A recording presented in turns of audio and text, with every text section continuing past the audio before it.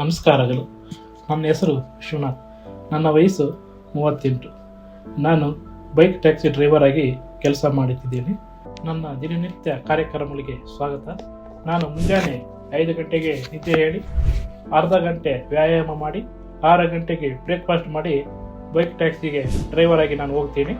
ನಾನು bike taxi ride ಮಾಡುವಾಗ customers ಅವರು ತುಂಬ ಖುಷಿಯಾಗಿ ಮಾತಾಡ್ತಾರೆ, ತುಂಬ ಸಂತೋಷದಿಂದ ಮಾತಾಡ್ತಾರೆ, ಟಿಪ್ಸು ಕೊಡ್ತಾರೆ.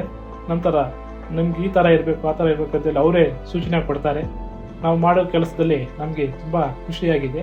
ಕೆಟ್ಟ ದಿನಗಳು ಇದೆ ಅಂದರೆ ಸ್ವಲ್ಪ ಯಾರಾದರೂ ಬುಕ್ ಮಾಡ್ಕೊತಾರೆ, ನೆಕ್ಸ್ಟ್ ಹತ್ರ ಹೋಗೋಷ್ಟು ಒಳಗಡೆ ಕಟ್ ಮಾಡ್ತಾರೆ, ಕ್ಯಾನ್ಸಲ್ ಮಾಡ್ತಾರೆ.